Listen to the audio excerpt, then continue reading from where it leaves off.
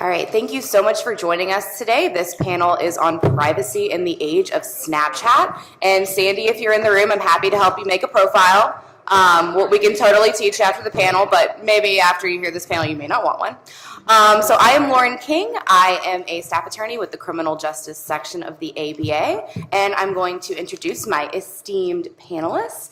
Starting to my right is Gary Ernsdorf. Gary is a senior deputy prosecuting attorney for the King County Prosecutor's Office located in Seattle, Washington. He is the supervising attorney of the Special Operations Unit, where he manages and investigates cases involving cybercrimes, electronic surveillance, and corruption. Mr. Ernsdorf graduated from the University of Washington Law School in 1992 and began his career in criminal law as a public defender in King County. In 1997, Mr. Ernsdorf joined the King County Prosecutor's Office. Mr. Ernsdorf has served in a number of units, including special assault, appeals, and the trial team. He has also supervised deputies in the juvenile, domestic violence, felony trial, and violent crimes units, while maintaining an active trial caseload involving some of the more serious and complex cases. Mr. Ernsdorf regularly lectures on criminal law and trial advocacy to prosecuting attorneys, police departments, advocacy groups, and student organizations. He is also an adjunct professor for the University of Washington School of Law. He is active in legislative efforts and assisted drafting the Washington State statute regarding disclosing intimate images and the Cyber Crimes Bill. All the way down to my right is Protima Pandy. Protima has been with Bay Legal since 2011 as a staff attorney working on family law and immigration cases for survivors of domestic violence, including divorce, paternity, custody, support, division of property, U visa relief, Violence Against Women Act petitions, humanitarian parole, and adjustment of status. She has also provided legal services in the areas of housing, consumer law, and public benefits that affect survivors of domestic and sexual violence.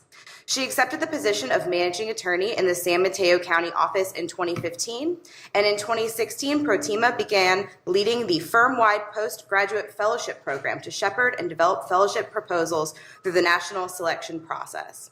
In fall of 2016, Protima added Regional Counsel for Immigration to her portfolio.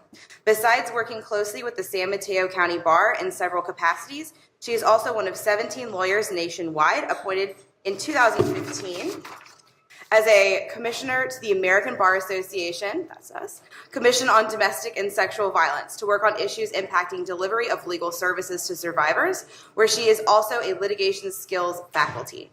She also serves as faculty for the Practicing Law Institute in San Francisco, training on issues related to housing rights for immigrants and representation of domestic violence survivors in family courts.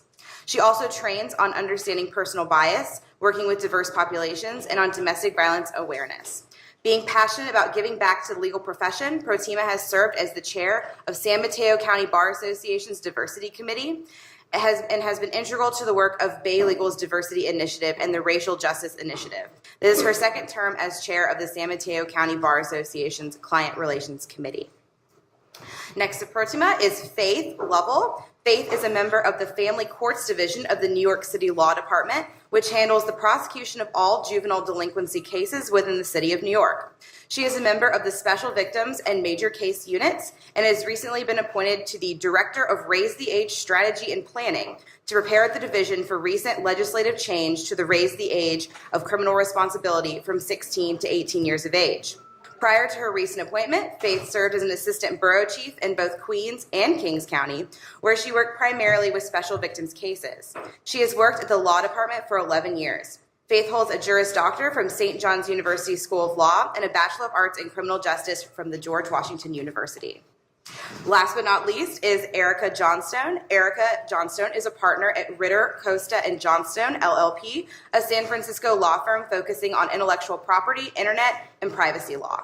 Erica specializes in representing people who have been harmed through the use of technology. She litigates online issues regarding non-consensual distribution of sexually explicit images, harassment, right to privacy, identity theft, impersonation, and defamation.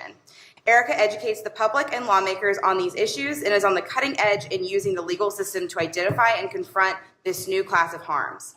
She served as part of California Attorney General Kamala Harris's Task Force Against Cyber Exploitation, and she is the co-founder and vice president of Without My Consent, a 501c3 nonprofit that develops education materials to empower victims of digital abuse to seek justice across the United States. So obviously an extremely qualified panel we have today. I'm very privileged to be here working with them today. To get us kicked off, I kind of wanted to start out with some statistics to sort of frame the issue of what we're talking about here with non-consensual porn. So these statistics come from a 2017 study from the Cyber Civil Rights Initiative. So 1 in 8 adult social media users have been victimized or threatened with unauthorized distribution of private sexually explicit images or videos. 1 in 20 adult social media users have engaged in this kind of distribution. Revenge porn as a category is featured in as many as 10,000 websites available to millions of viewers on demand. Some of the statistics looking at what a victim of revenge porn looks like. 90% of these victims are female, and they're usually in the age range of 18 to 30. Over 50% of these cases involved an intimate partner. 60% of these cases involved identifying information alongside these images, including addresses, social security numbers, full names, place of business. 82% of victims reported negative impacts on their jobs, with 42% actually having to explain these images to employers and professors. 50% of people surveyed who experienced this reported being stalked or harassed online by people who had viewed this content, including complete strangers. And 50% of people surveyed experienced suicidal thoughts as the result of being victimized in this way. So to get us kicked off, I'd like to ask our speakers to kind of give me a primer on this issue and describe how they see non-consensual porn in their work. And we can start with Gary. Thank you, Lauren. The stats that Lauren just read to you are shocking. It's hard to really understand what they mean until you really meet a person that's been through it. So I want to talk to you about the first time that I got involved with a revenge porn, what we called the back then case. It was in 2012. I got called in because the victim had received a phone call threat that the person knew where she lived, knew what her house looked like, and was going to come and rape her. So they called me because I've had some success in figuring out spoofed phone calls.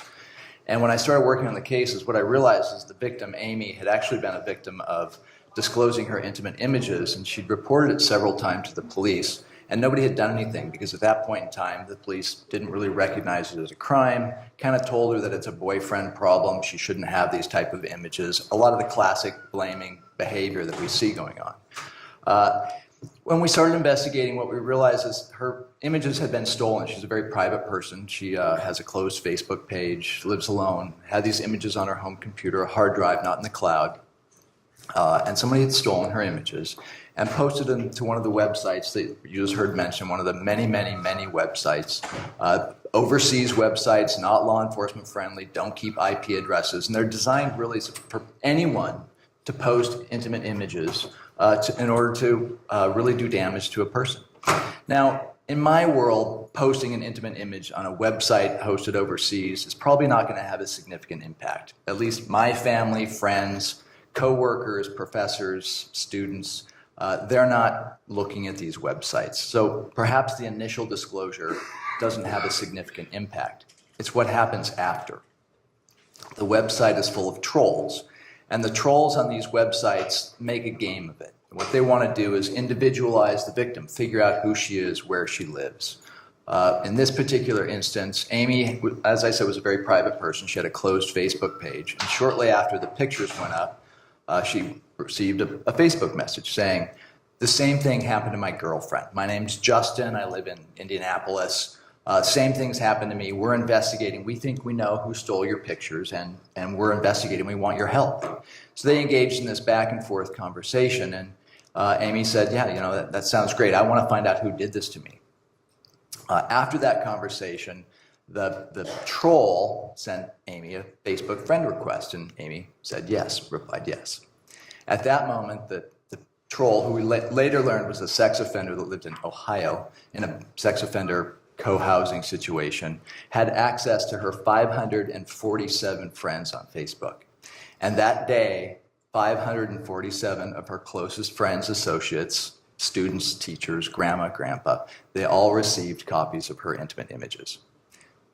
So we take a posting that may or may not have a direct impact on a victim, and basically drop an atom bomb in this person's life. I mean, that's what it comes down to. Every single interaction she had on a day-to-day basis had an impact, whether it was how she interacted with her employers, her coworkers, her family, her friend, her current partners. It changed every aspect of her life. And it was that at that moment in my career, I realized we have a significant problem and we are not addressing it appropriately. We don't have the legal tools. And that started me on a journey of trying to get the word out to groups like you, like doing legislative activities, and otherwise trying to publicize this because it has a significant impact. Most of the victims that we see tend to go underground. They don't want to continue to engage. And then we see other modalities of this, other types of behavior. We see similar but different cases of perpetrators pretending to be the victim and creating salacious Facebook pages, putting ads on Craigslist for women seeking others for sexual contact. And so the intimate images go out on a Craigslist post, on a Facebook post. So there's a variety of ways that the perpetrators affect a victim. We also see direct contact, the Snapchat. The texting with a smaller group of friends. They tend to have a smaller impact on the victim. They typically don't have quite the reach. They don't get out to the world at large. Those tend to be associated with school, universities, high schools, where people start sending pictures around. So we do now have in Washington State criminalization, a statute criminalizing the behavior. But after 5 years of doing this work, most of the victims, most of the cases still come to me through non-law enforcement channels.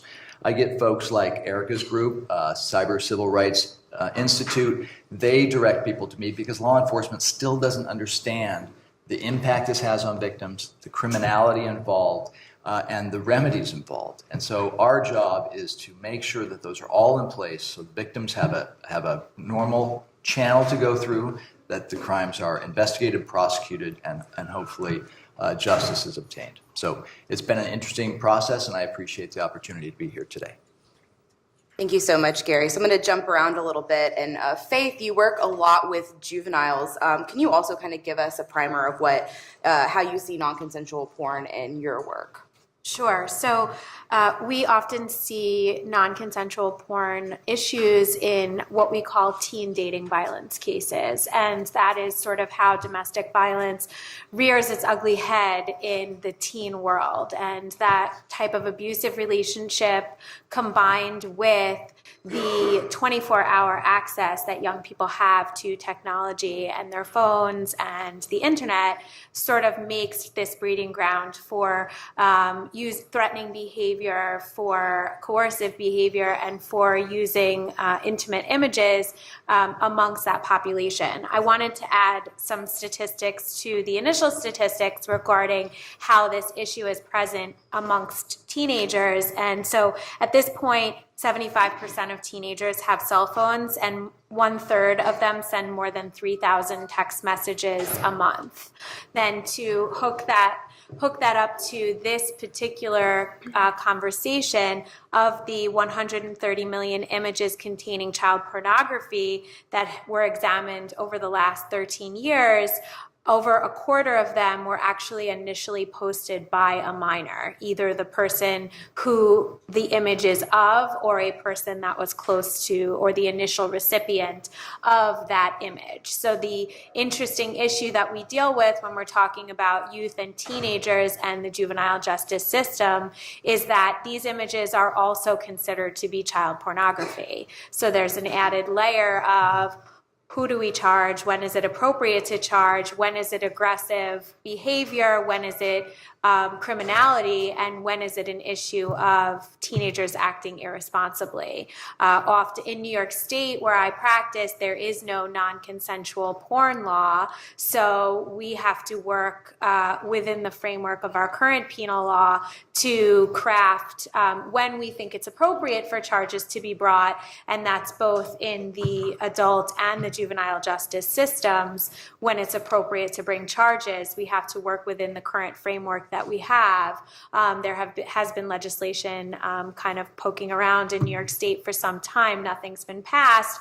And so we work with the laws that we have, harassment, coercion, in the case of older youth and adults, the dissemination of child pornography potentially can come into play. But the most typical type of case that we would see is a case where two young people who are involved in a relationship are exchanging images via text message. Most often it's the female that is sending intimate images to their partner, thinking that those are going to stay between them, and then that relationship ends, as so many teenage relationships do, and in a poor spirit of revenge or embarrassment or harassment, the person who received the image will now post it to the entire school on Facebook, or we're seeing, unfortunately, more and more posting it to websites such as Pornhub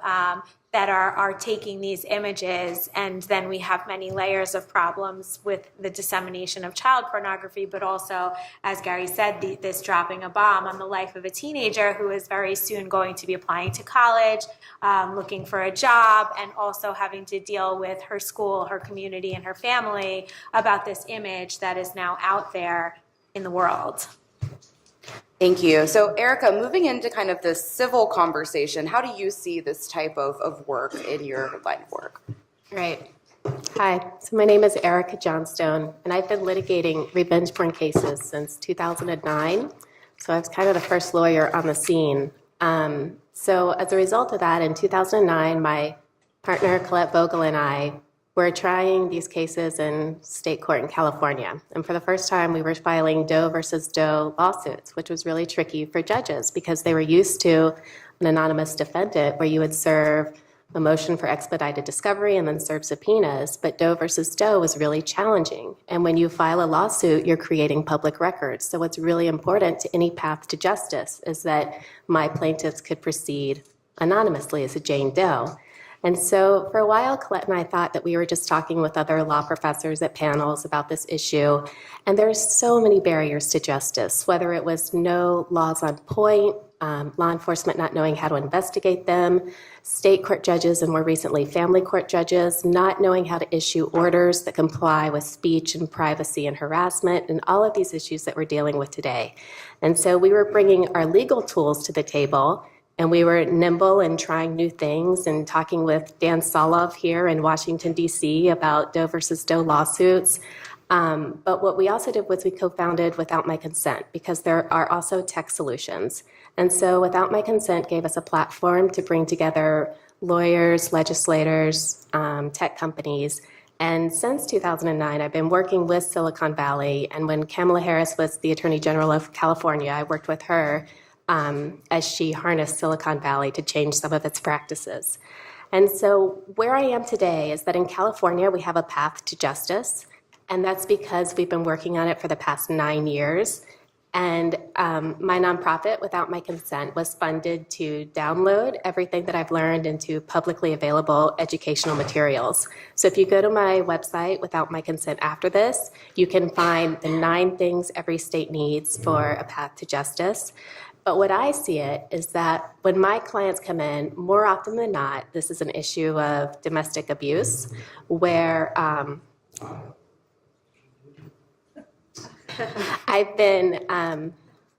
we've plugged into the domestic violence infrastructure in California as the digital abuse supplement.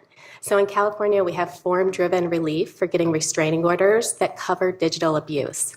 And so often someone will come in and we have a lot of tools that we can use. We can use our torts, we can use our harassment and stalking statutes, we can use the criminal code that has a civil component, like the computer hacking and identity theft statutes. We can put together a very threatening demand letter. We can also go to family court and get a same-day restraining order, and there are criminal remedies. And so that makes it very salient for the defendant to want to come to the settlement table to talk early dispute resolution and get some settlement agreements in place that really protect my clients. And that's awesome. So if you have someone who can afford a $10,000 retainer, we have an excellent path to justice.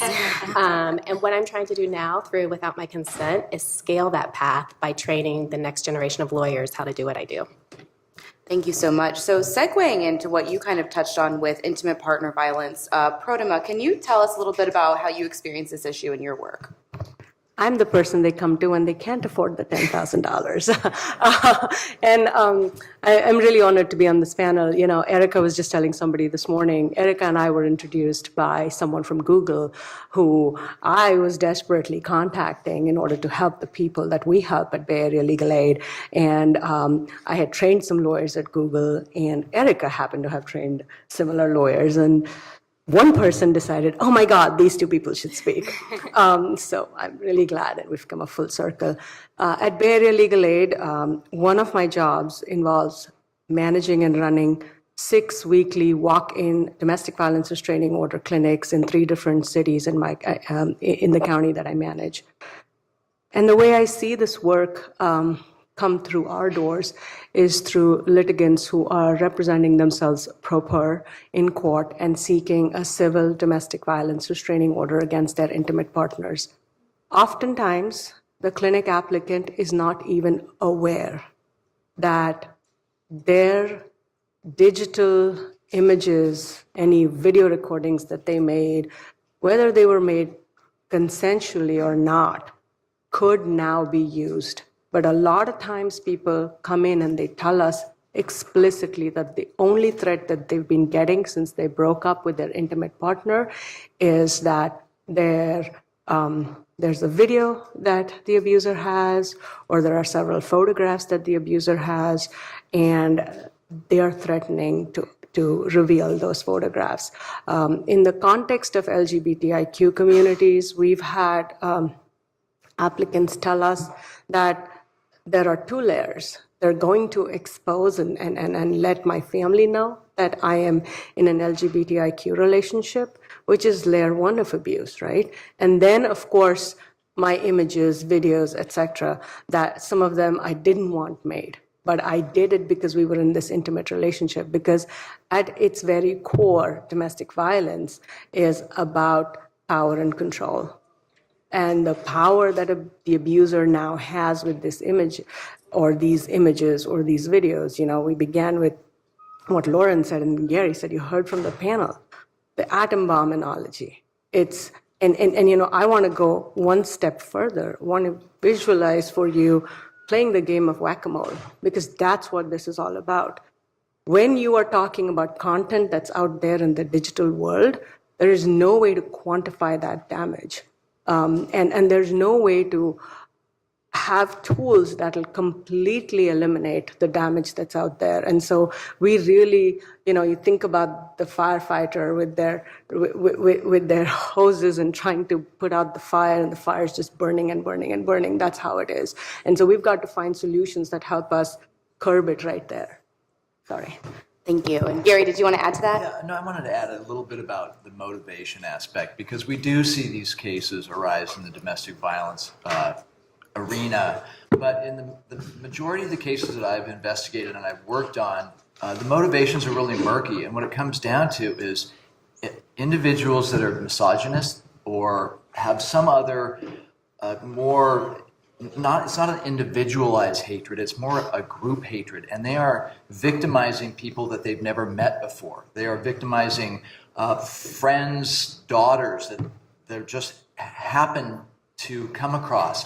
They're victimizing really anybody that they can get intimate images and have an in. And it was remarkable for me as a prosecutor, because usually it's, motivation is like, okay, you steal because you're greedy. You commit a violent act because you're aggressive or you're confronted in some way.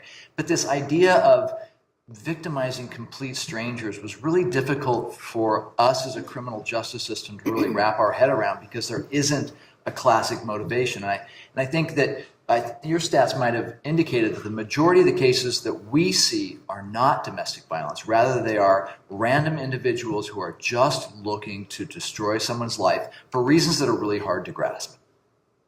Thank you so much, Gary. So we're going to kind of segue into talking about teenagers. And there was actually an excellent article in The Atlantic recently about iGen, which is the generation after millennials. And basically the article discussed that these kids are living their entire lives online. They've never known a world where they didn't have high-speed internet, and cell phones. And these kids aren't getting driver's licenses. They don't really want to leave their rooms. They're not loitering in the mall like teenagers are supposed to. They're living their entire lives on Snapchat. And so compounding that with what we know about adolescent brain development, and now we're kind of coming to understand that the child's brain isn't developed maybe even until 25 now. So I kind of wanted to discuss, especially with Faith, who's leading up this effort in New York, how are children different from adult perpetrators on this, and how are you kind of combating that impulsivity that teenagers often have?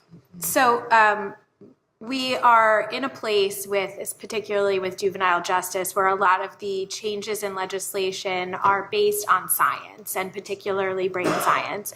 I also read that article in The Atlantic, and for anyone who has children of their own, it was somewhat horrifying to read. And one of the propositions that the article discussed was how children are safer than they've ever been in terms of bodily harm, because they're inside staring at their phones the whole time. But that they're subject to so much more emotional harm. There are studies that indicate a connection between gaming and phone and electronic usage and depression and anxiety. But on top of that, there's also this that I suppose they used to call it liquid courage that comes with ingesting certain types of substances. And now kids have digital courage that causes them to do these things that they might not do if they were standing. There aren't many 15-year-olds who would stand in the middle of their classroom and take off their clothes, but they're doing it in the privacy of their own homes and then photographing themselves and sending it to their intimate partners, to their boyfriends, and maybe to their Facebook friends as well. So it's sort of redefining the landscape of how we deal with these issues. So if you forgive me a moment to talk a little bit about the science behind a lot of the legislation that deals with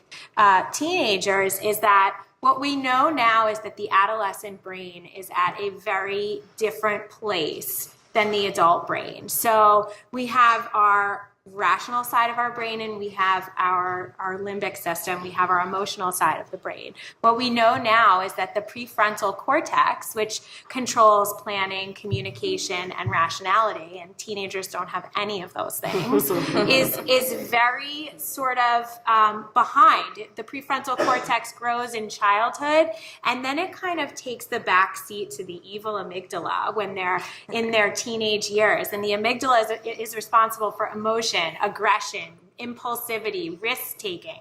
That sounds a lot more like teenagers, right? And so that's not just because teenagers are strange. It's the brain behind it is causing them to sort of fit more squarely into that emotional part of their brains. And what we know is that the prefrontal cortex doesn't complete its growth until even mid-20s.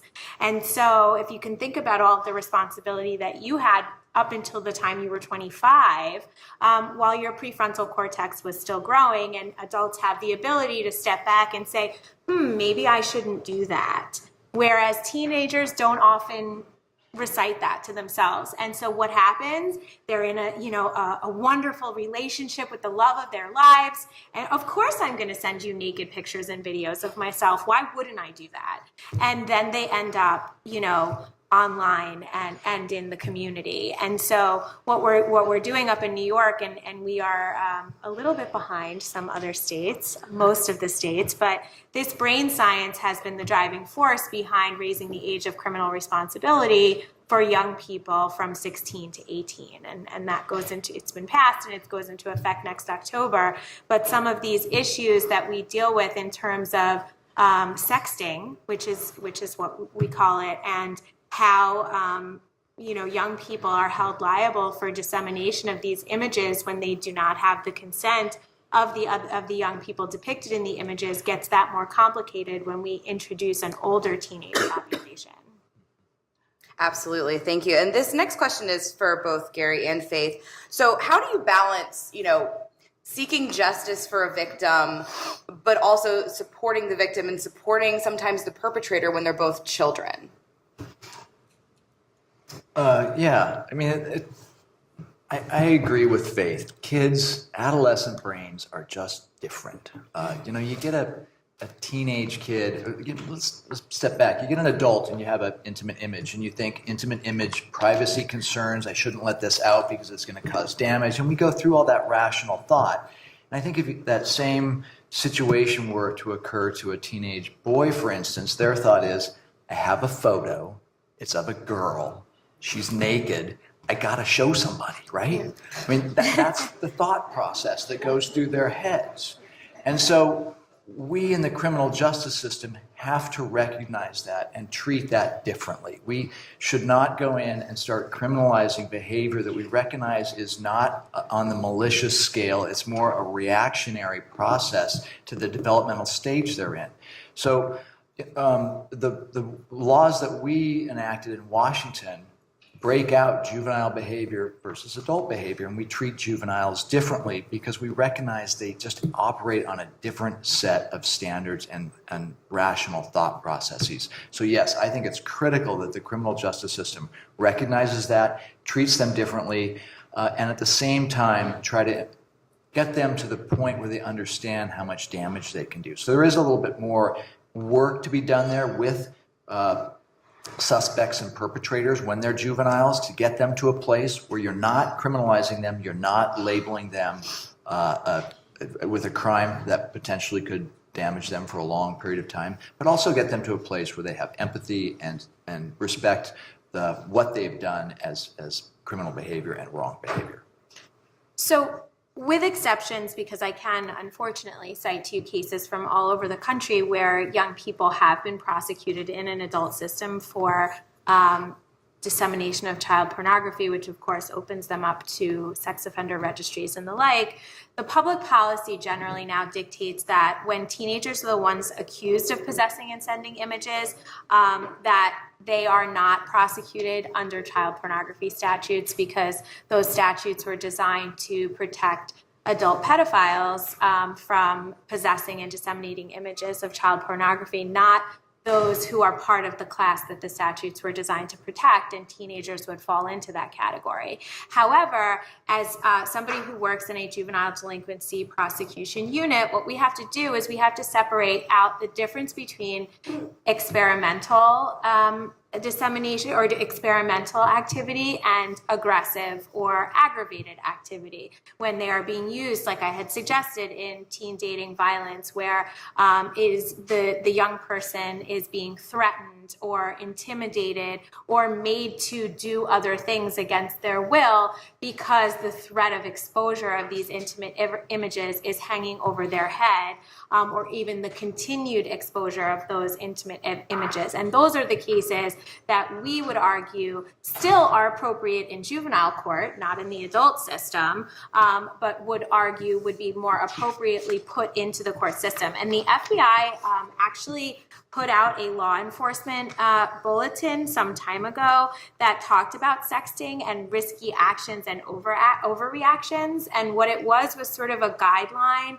for people to think about when are we reacting appropriately and when are we overreacting to the activity. And they sort of charged law enforcement to ask themselves particular questions about the actions and judge from there as to whether it was most appropriately handled outside the court justice system with restorative justice and rehabilitation, or if it was more appropriately handled in court. So some of the questions that they want you to ask yourselves as law enforcement and prosecutors is, did the person request the picture or did someone just send it to them?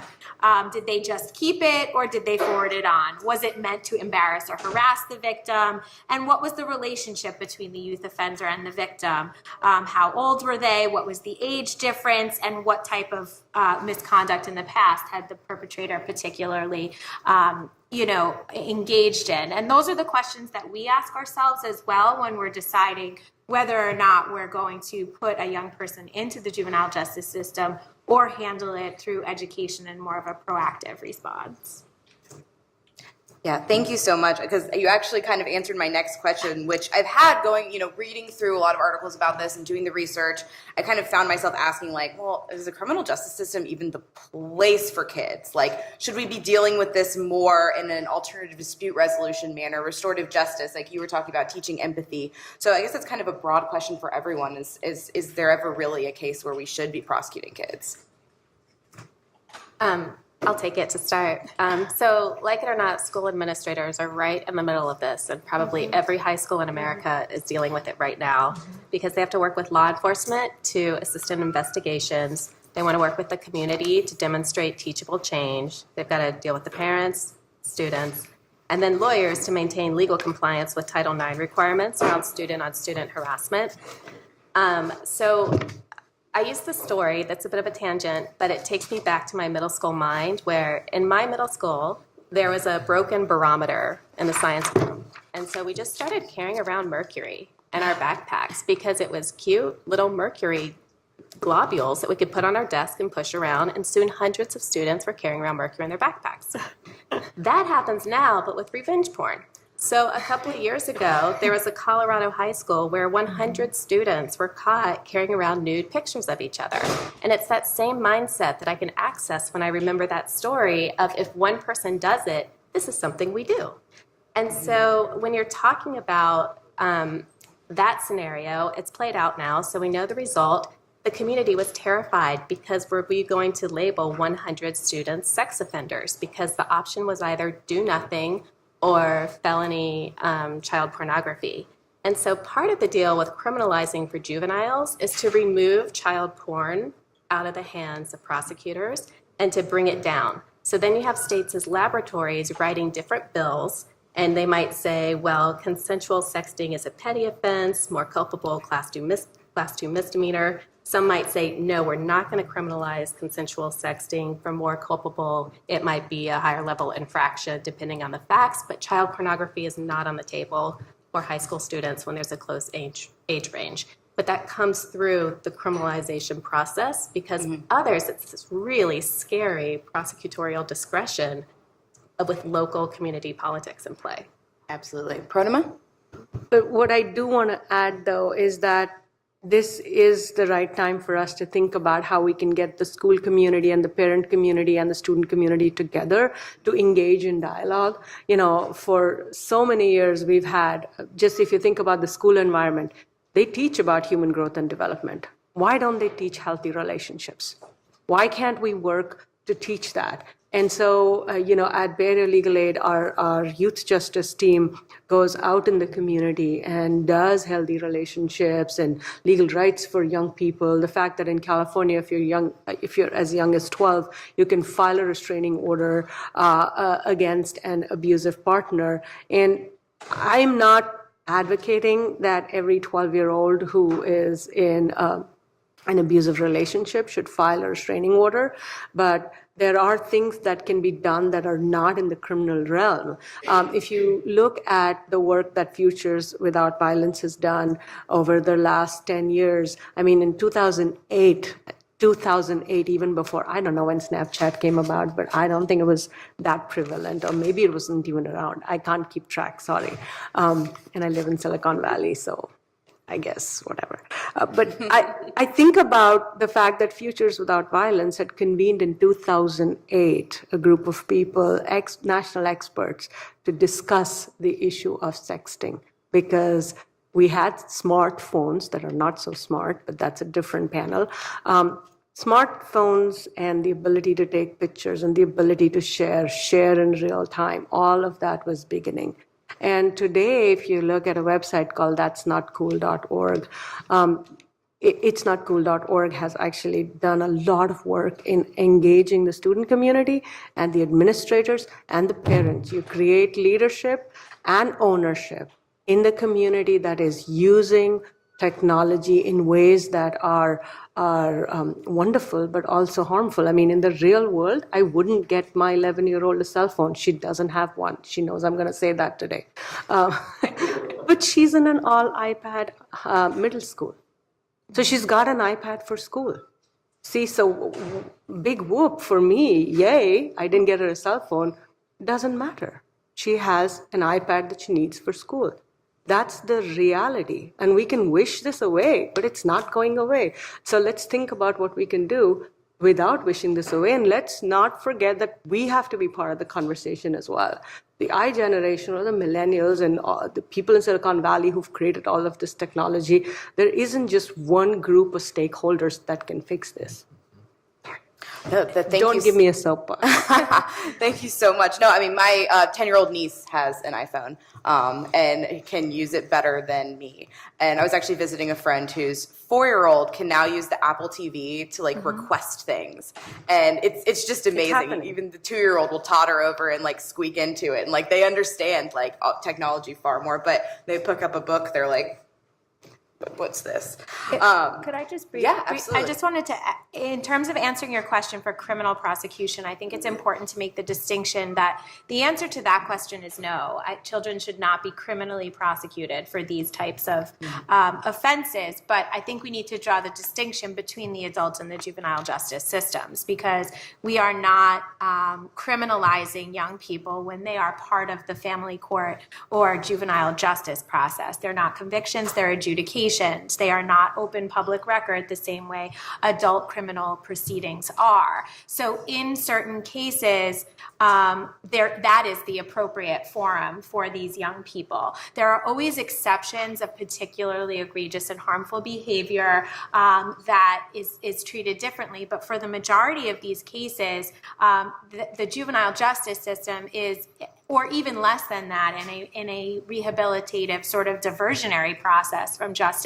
In New York, we try very hard not to call them juvenile sex offenders even, because that still has that connotation, right? What we call it is juveniles who are exhibiting problem sexual behavior.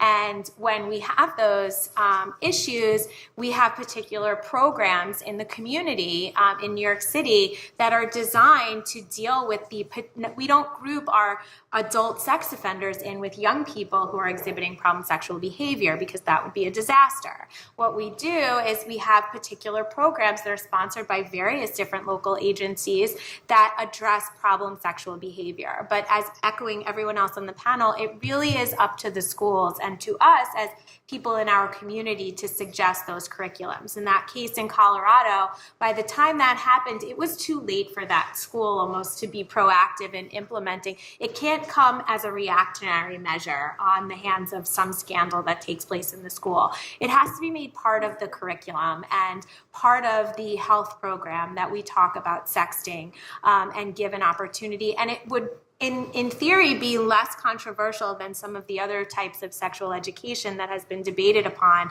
across this country in terms of abstinence and the like.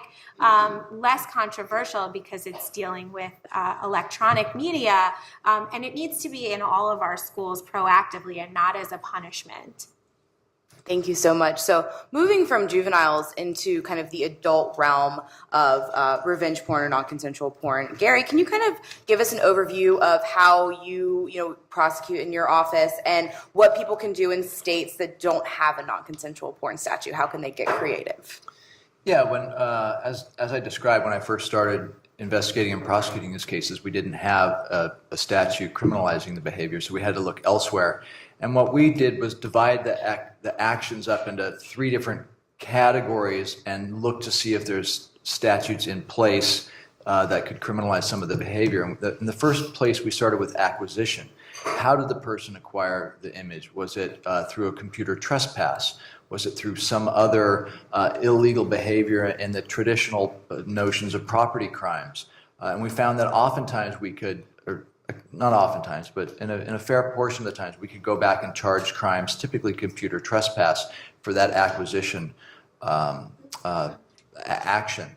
What I found interesting during that process is we started looking at theft of these images. And if your states are anything like Washington and have a common law definition of theft that includes the intent to deprive the owner of property, that's the common law definition.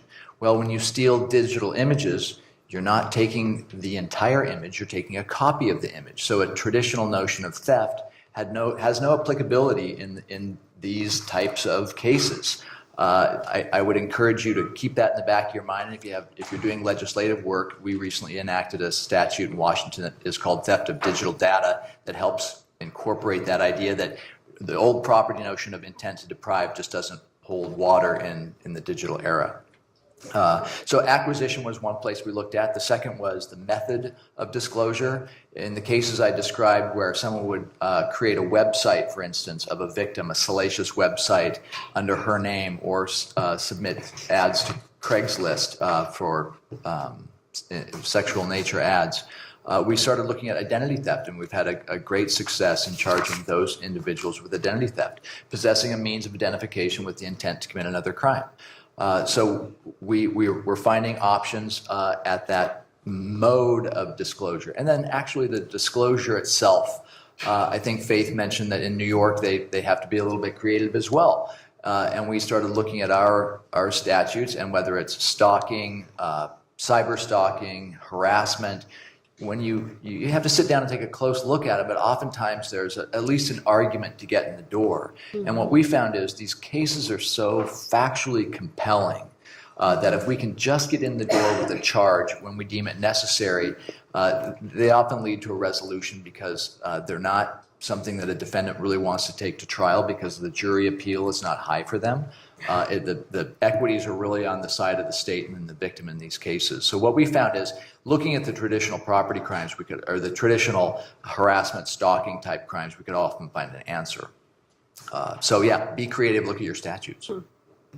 And Faith, in what ways have you had to kind of be creative? We were discussing New York doesn't have a non-consensual porn statute. So the way that we are creative is typically by looking at the types of cases that we would ordinarily bring into court are those that start with a sexting of an image and end up with harassment and bullying of a young person. So I can think of a particular case where we had a young lady who came into our office a couple of years ago after finally calling the police, and she really had a mix of things happening to her, the most egregious being issues of physical harm. And I know that we try not to think of teenagers being part of abusive relationships, but that's not the case. And she had been assaulted several times by her former boyfriend. But what he had been doing at the time that she finally started to call the police was he had been taking photographs and videos of both her in that were intimate images, and also of the two of them engaging in different types of sexual behavior. And not only was he sending them around to classmates and friends in the community, he was posting them on social media. And when he was posting them on social media, he was also commenting on them and saying just really vicious, horrible things about her. And this girl was 14. And it took her several months to even get over the horror of telling her parents what had happened, and then to take that next step.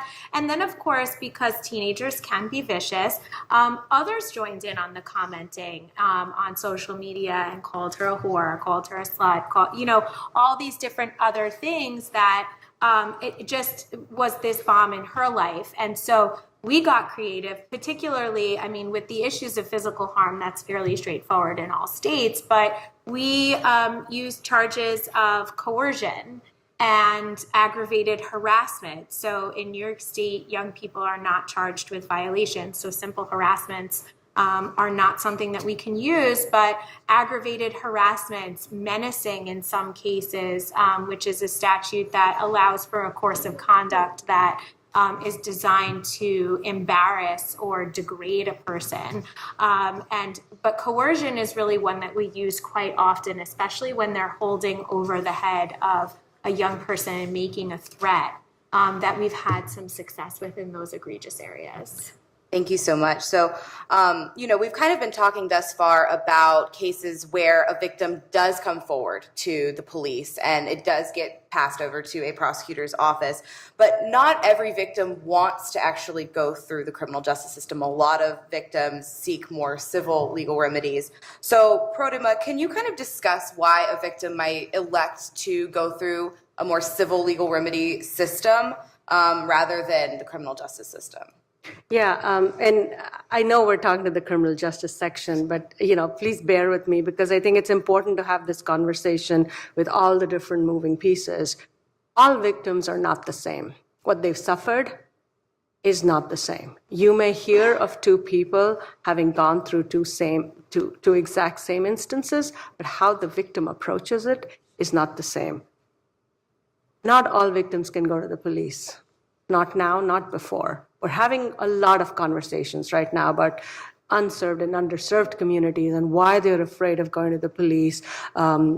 People who are limited English proficient or people who are undocumented immigrants. But that is the reality of these communities for a very long time. And so victims may not turn to law enforcement, may not have empathetic and detail-oriented prosecutors like Faith or Gary. And our society still judges victims. We still constantly and continuously ask, if this was so bad, why didn't he or she do something? We never put the onus of the behavior on the perpetrator. And I cannot tell you how many times in my practice I've heard my own clients say to me, nobody believed me. And the abuser had said, try telling somebody, they won't believe you. And then I go to court with this person and the judge looks at me square in the face and says, Ms. Pandey, if it was so bad, why didn't your client call the police? The criminal justice system is binary. Let's not forget that.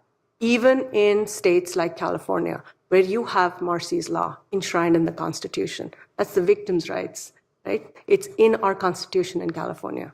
And yet, you don't see a victim ever in the criminal justice system. You see the prosecutor and you see the defendant, right? Our criminal justice system it's retribution. That's what they're there for. They're not, they may want to make the victim whole, but it's not about what the victim wants. And that's where the civil side can empower somebody. The previous panel, somebody mentioned, where we're lawyers, we're definitely more empowered. And when you are a victim's lawyer, you have the ability to shift that empowerment to the victim. And that's where the civil side plays a role in stepping up and assisting the victim to get to court and tell the story they want to tell. Nobody gets to tell them, why did you let these pictures be taken? Because who does what in an intimate relationship is nobody's business, not in this country at least. And let's not ever forget that, because that's fundamental to who we are, to where we live, and to the Constitution that allows us to be free and truly liberated. And that's why we have to remember that victims may not necessarily go to the police. Thank you so much. And this question's for Erica and Prodima. When you have a victim come to you, what kind of civil legal remedies exist, and how have you, like the criminal system, gotten creative with how to assist victims? Right, so it's a cutting-edge law practice because it requires specialty in areas that have never overlapped in the past. So one area is the technology underlying the internet. Another area is cyber-adjacent issues like copyright, privacy, defamation torts, and intermediary liability. And the other is the ins and outs of family court. So when we come out of law school, we don't have this knowledge because in law school, we're taught in boxes. And the difficult cases, you say, oh, that's not a family court issue, that's a civil issue, or that's not a criminal issue, that's civil. And so you never get those difficult cases. And so this is a focus on what happens in the Venn diagram when all of those issues come together. And so it's really exciting. And I'm really happy that Pratima is here because we are actually friends and partners in real life because I met her through Google and I've been able to go to her restraining order clinic. And in California, you've got self-help clinics in family court, and all the family courts also partner with like Bay Area Legal Aid. So I can go watch Pratima and ask myself, what can I do to support her work? Because she is in the trenches, like doing the Lord's work.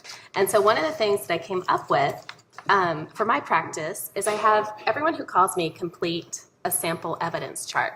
Like I'll talk to you if you first complete this evidence chart. And basically it says the date, what happened, evidence it happened, who you think did it, evidence they did it, evidence still needed, and who has it.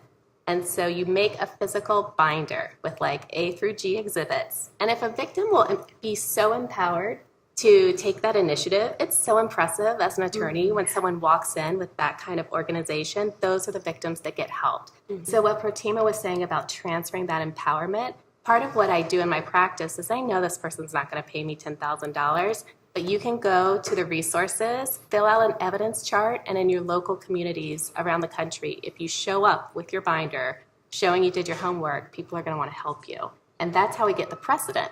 The other problem is there's no precedent on this issue. And so you have to like brief things for the first time, and then the judge can do whatever he or she wants to because it's personality driven when there's no precedent. And so part of this also is getting the precedent so that it's easier for victims in the future.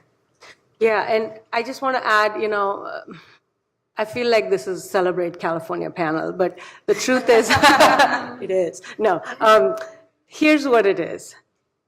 Our clients are not going to be able to sustain the rigor of the legal system.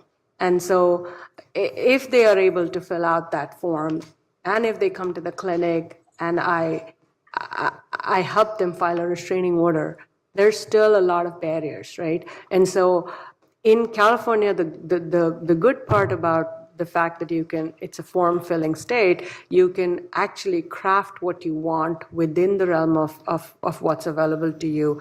But there's also some case law in the domestic violence, intimate partner domestic violence realm under the Domestic Violence Prevention Act that we have started to pull from. So there are actual Court of Appeals decisions that talk about domestic violence, including acts that are designed to disturb the peace. Revealing content that is digital, that is intimate to this person, and you've posted it out there with the intent to disturb and harass the peace of this human being. That's where we're trying to find solutions. We're trying to find our hook. But the challenge with creating precedent is finding a client who's willing to go all of the 9 miles and then some in court, right? Because you can get a restraining order, and sometimes a temporary restraining order is granted the same day if you file it before noon. That's good only for 3 weeks. Then you have to appear in court in 3 weeks. And a lot of times if this digital abuse is happening by an intimate partner that the person doesn't really know and has broken up with, the person's gone. And we can't find them. We're not able to even restraining order, and the case ends then and there. On the other hand, the challenge we have is lack of that kind of specificity, right? So what are we doing? How are we getting creative? What we do is we say, during the course of our 3-year relationship, I have a client right now, she's 21. She was dating somebody much older, and during the course of their 3-year relationship, he took videos and pictures of her, some of them with her consent because they are in an intimate relationship, and some of them without her consent. And she has reason to believe that he intends to post them. And we've put that in the restraining order. And we're hoping that when we have our trial, we can get the court to actually make a specific requirement and order that says that content that is with this person should be destroyed, should not be uploaded on any social media, including, and then we want to actually name the websites, name the tools that this person may end up using. Does this work? I don't know. Should we make it work? Yes, it's on us. And it should work. And I briefed it all in this cheat sheet for family court judges in California. So we don't just say that like maybe. It is the law. It just needs to be applied. It needs to be applied. So Pratima's clinic, you probably handle like 1,000 cases a year. And then taking this type of already briefed paperwork along with the evidence chart just allows us to push things through the system to get the wheels sort of spinning. Thank you so much. And I was told the other day by my friend who's a middle school teacher about social media that Facebook's out, Instagram's on its way out, and Snapchat is the future. But a lot of kids still have Facebooks because their parents are on Facebook. And so they're like, oh, well, if I have this Facebook, this is my parents' everything, this is my only social media account. Pro tip, parents in the room. They have other ones. So as the technology is rapidly changing, it can be really difficult to keep up. So what do attorneys have to do to adapt to these changes in technology? We had discussed takedown requests as a big thing that people need to learn how to do. So what training exists out there for attorneys on the changes in technology, and are there resources? This is kind of a general question for all. Well, practicing near Silicon Valley, you just sort of pick it up. I'm not sure the specific training, but on the evidence chart, there's a column for evidence still needed and who has it. And a lot of times evidence will be in the hands of third parties, and they'll hold that data for a limited amount of time.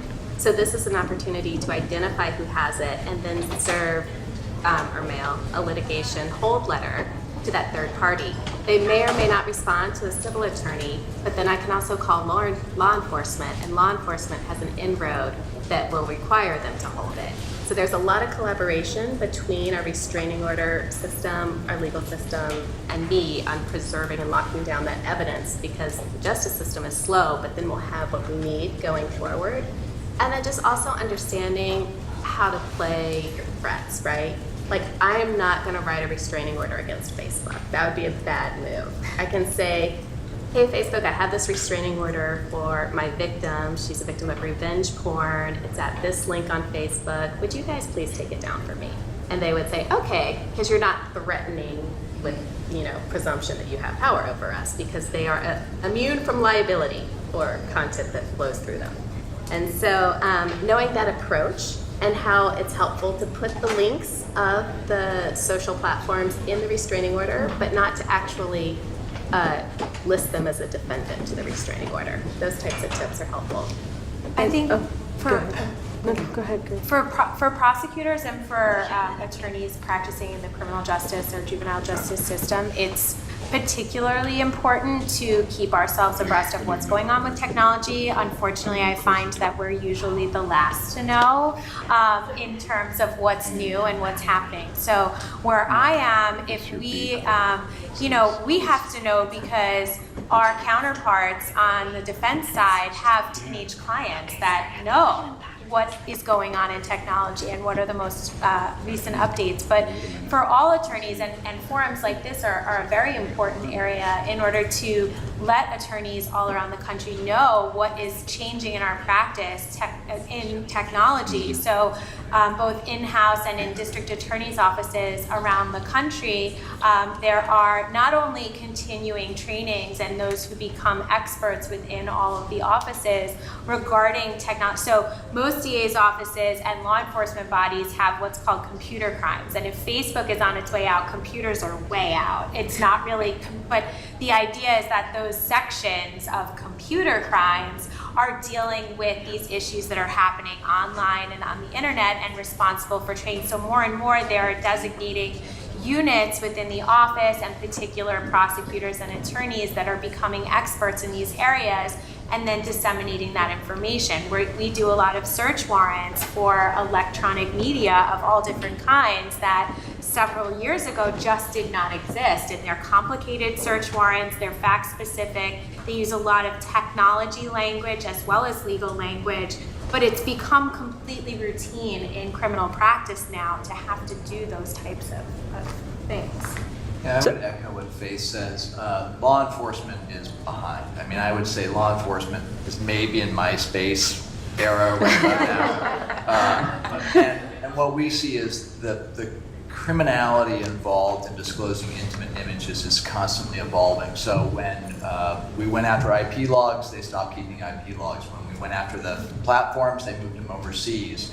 So when we figure out how to investigate, solve, and prosecute one mode of committing the offense, they change. So now we're at Snapchat, where the evidence is gone, and so we as law enforcement, we all can't be up on every single platform, on every single way to investigate these types of incidents. What we need is networking. I mean, the only way I survive is through a network of other like-minded digital investigators nationwide. So when a new case comes across my desk with some app that I've never heard of before, which happens with a surprising frequency, I can reach out to a group of folks and say, who's done an investigation involving this type of platform or that type of platform, because it's changing rapidly. To try to keep up on it would be a Herculean and probably a Sisyphusian task where you'll just never get ahead. So get your network in place, because you will, if you practice in criminal law, you will have one of these cases come across your desk, and you're not going to know how to do it. And I can't tell you right now, because 3 months from now, it's going to be completely different. So get your network in place and be prepared. And I just want to plug, it's okay to get nerdy about this. So if you come across a service you've never used, the first place you could go is to their user agreement.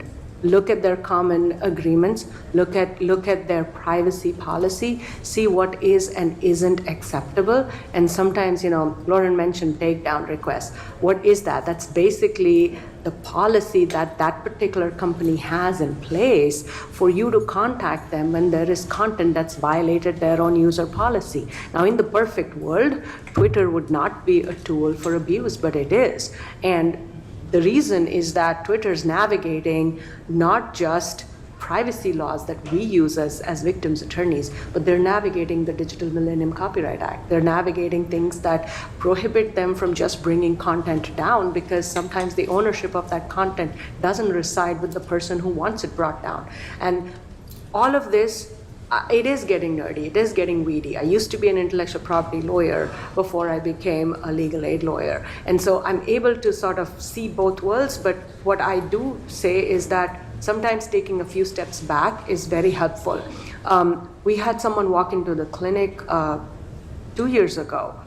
She said that her ex was posting abusive content on her restaurant's Yelp page. Just wrap your head around that.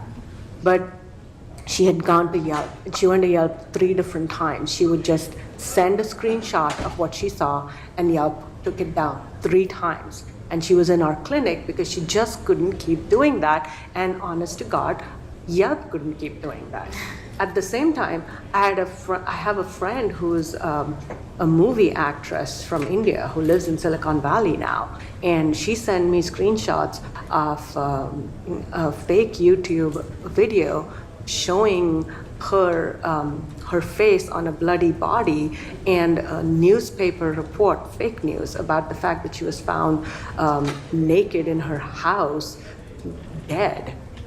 And she's very much alive. And it was very hard for her to get that content removed because she didn't create that content. She didn't know who created it. She didn't know where it was hosted.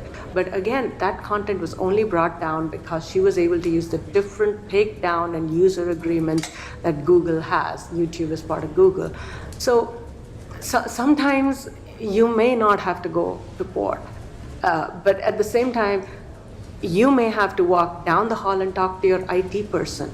And that, we have to stop being lawyers sometimes.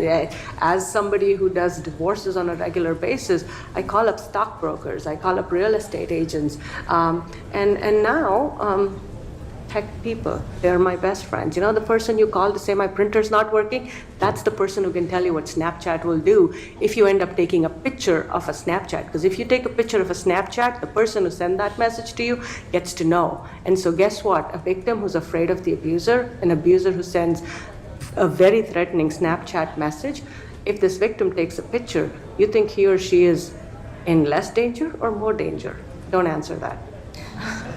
There's also a big role for PR in this. So for the first generation of the commercial internet, tech was agnostic as to the content that trafficked over it because it's immune from liability. And so the law has evolved so that its corporate free speech interests and the federal law section 230 kind of take it into this outside space where there's not a lot of accountability. So you can't really apply the law to extract information from tech because they will brief it in a way that allows you to arguably be violating their First Amendment rights. And so what you do is you put pressure on them and you meet with them in real life and you tell the human stories like what Gary told and my victim whose mom spent 500 hours from May through October sending takedowns because Google hadn't yet changed search to de-index revenge porn. And they're good people, they're just not impacted by what we see on the ground. So it's really important to keep up the constant communication with Silicon Valley about these issues. And when Facebook decided to have a web portal for removing revenge porn, when Twitter decided to take it down, when Reddit decided, and when Google finally de-indexed revenge porn from search, those are all voluntary issues that came from PR pushes with Kamala Harris's encouragement. But it's important to know that it wasn't the law, it was PR. Absolutely. So I want to allow some time for people to be able to ask questions, but I wanted to ask our speakers, is there anything else for the good of the order that you wanted to include in your remarks today, maybe you didn't get to, or anything like that before I open it up for questions? One thing I'm excited about is this Grade Your State checklist, which is the 9 things that every state needs to have what California has. And I just reverse engineered the work that I've done since 2009 with Kamala Harris and the laws that we passed and the laws that I've been a part of and creating and the tools that I use. And so we're having a moment, right? And I'm looking for ways to harness the energy that I see on social media and sort of ground it in democracy. And so there's so much energy that if each person just took like an action item and then I footnoted on the back like who to call and what to say, there could be like real transformative change on the ground, which would feel so much better than what we're feeling in the air today.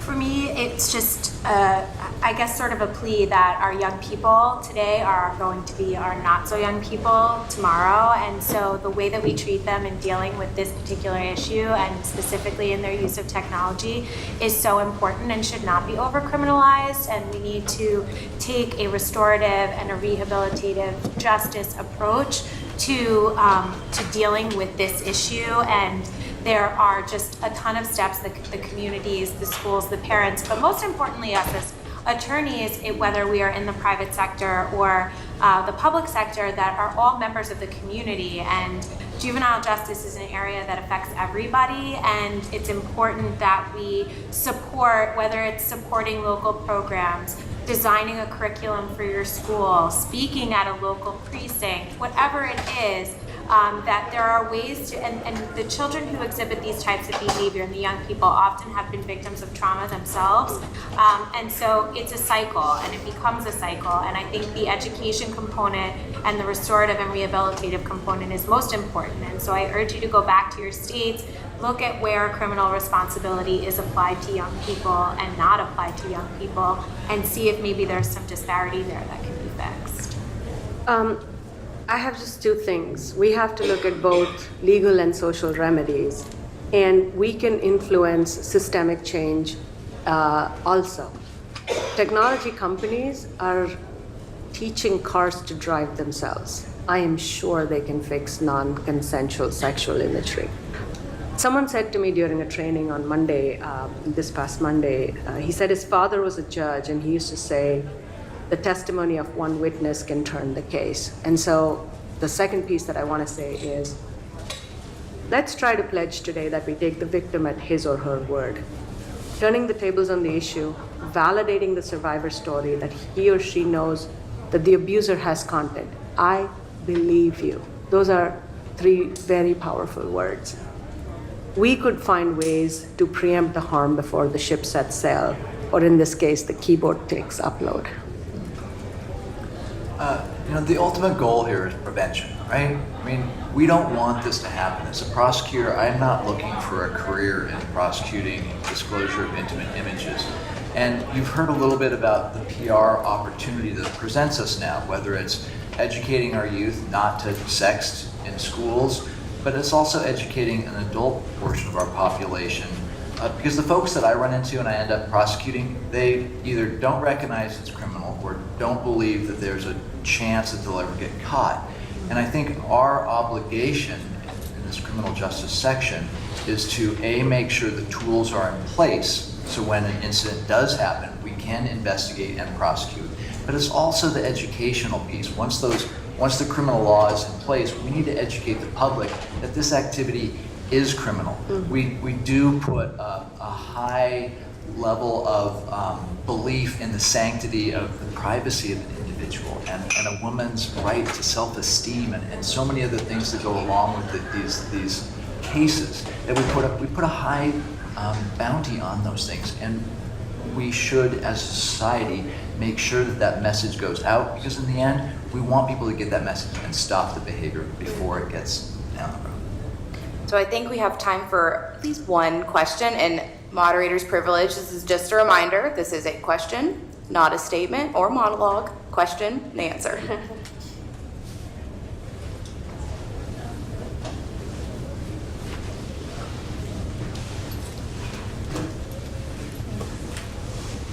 Okay, I'll just make this quick. I'm just not really understanding why the social media platforms aren't liable, especially when we see the Silk Road operator or other gaming platform operators criminally liable for others' conduct. How can Snapchat and Facebook and Instagram not also be on the line for disseminating child porn and facilitating digital abuse or assault? So there's the Communications Decency Act, Section 230. That's a federal law passed in 1996 that says that these internet service providers are immune from liability for content posted by third parties. So there's basically a Section 230 casebook, then all of the companies sort of, like if there's a Section 230 lawsuit, all the amici come on board and they've developed amazing Section 230 law, which completely immunizes them from accountability. And I just see that the hard part about this kind of a case is that you have to work within two worlds. The world of First Amendment rights and commerce, and the world of the victim. And so it's hard to say that the liability will fall just on one company or on a host. That's why the company is forced to do a lot more with their own privacy and their user agreements. And those are the places where they're saying, look, we want to be a responsible business. Here's what we're doing. Come talk to us. It would be perfect to just say, I'm going to shut down the messenger. But there is more to this than just the messenger, you know? So when we started talking to tech companies about revenge porn, the opposition was, well, show me the business proposition for this. Because any action they do to take down or moderate, it's an unforced compliance dollar. So we're still developing arguments around the business proposition for why they should take down different things. And I would just add really briefly, there's a great documentary on Netflix right now called I Am Jane Doe that talks in extreme detail about Section 230. And spoiler alert, it's infuriating, but it's also an excellent documentary. So please join me in thanking our speakers today for this fabulous panel.